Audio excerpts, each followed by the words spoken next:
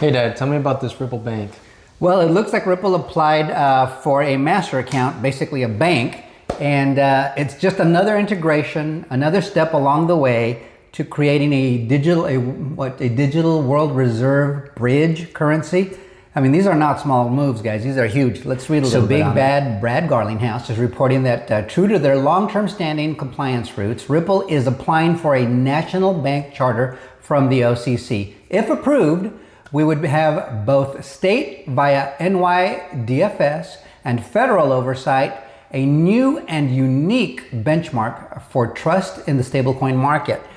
So he says earlier in the week, via standard custody, we also applied for a federal master or Fed master account. While Congress is working toward clear rules and regulations, and banks in a far cry from the years of Operation Choke Point 2.0, which was the F-Gate stuff, are leaning in.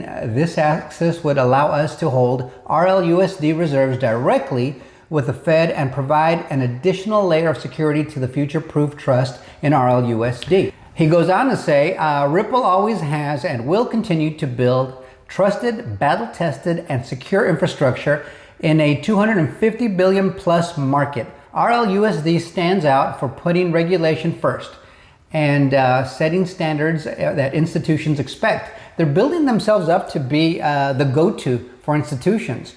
You're going to be able to mint RLUSD, and it's not just going to be here. There's another video we're going to put together that's showing how they're setting up those same connections to print RLUSD in Europe. All right, so Eleanor Tourette is reporting, in addition to applying for an OCC trust charter, Ripple has also applied for a Fed master account through the trust company it acquired last year, standard custody.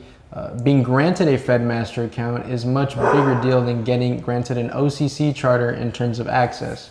It was described to me by a banking lawyer this way.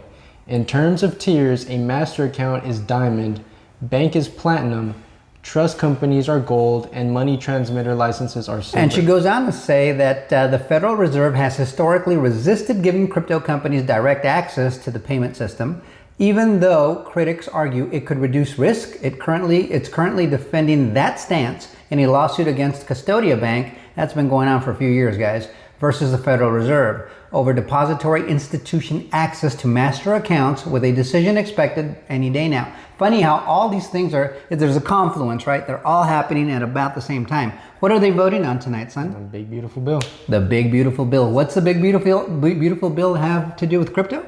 Legislation. That's right. Rules, clarity, regulatory clarity. And so it's a confluence of events. What investment products are going to be approved come October that are being considered by the SEC right now? The ISO coins, ISO language? No, that's the approval of the ISO. But what investment products is the SEC trying, I guess, reviewing for approval? Those ETFs, remember? Okay, so it's the ETFs, the exchange traded funds. He knows it's just a lot to take in because there's a lot of information going on. So crypto firms are trying to push a lot harder for access. Yeah, so 3 crypto native firms have applied for Federal Reserve master accounts, signaling fresh optimism that the central bank may soften its stance on giving digital asset companies access to its new payment rails. Wisdom Tree Digital Trust, Standard Custody and Trust Company, and what does that say? Commercium Financial, a Wyoming special purpose depository institution, all appear in the latest update to the Fed's master account database. Notably, Wisdom Tree and Standard Custody are New York State chartered trust companies overseen by the NYDFS under current federal definitions. It is unclear whether they are eligible for master accounts, which require deposit-taking authority or FDIC insurance. So why apply? Some industry watchers believe the firms may be positioning themselves in the hopes that President Trump could issue an executive order directing the Fed to grant unfettered master accounts access to fintechs and digital asset firms, and move that the administration has said to have been mulling for some months. So, not to state the obvious, but it's been obvious all along. This is what they've been working toward, moving value. What do banks do? It's just obvious, right? 1, 2, 3. And so now that Ripple has applied for this, we're getting regulatory clarity, ETFs are being approved, ISO 2022 is going to become mandatory in January, smart contracts go live on the XRP ledger in January of 2026. I'm sorry, ISO 2022 goes live November. What do you think that does for the value of XRP? Just shoots it up. Yeah, I mean, it's not going to weigh it down, will it? I can't. No, and I mean, so these things are just obvious. You're watching this thing grow and build. And right behind this big, beautiful bill is a market structure bill. And there's going to be a few others along the way.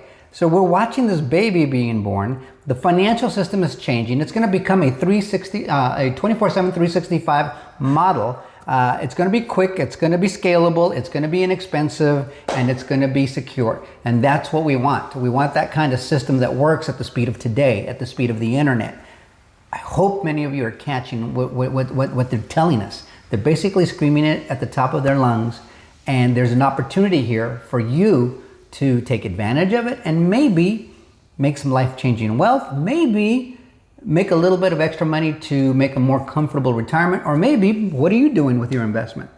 Reinvest it into real estate. Or build a big old nest egg at a very young age, reinvest into real estate, and build your mini empire or huge empire, whatever it turns out to be. But there's an opportunity here. And if you see it, let me know, let us know in the comments. Like, share, subscribe, bookmark. We want to hear from you. Are you invested? Are you building something with this? What do you plan to do with your earnings? Because I think in the next 3 to 5 years, XRP will not be a $2 coin. I think it's going to be, at a minimum, a 3-figure coin. And I want to say I'm 60-40, that it's going to be better than a 4-figure coin by 2030. That's my guess. What's your guess? We'll see you guys on the next one. Till next time, adios amigos.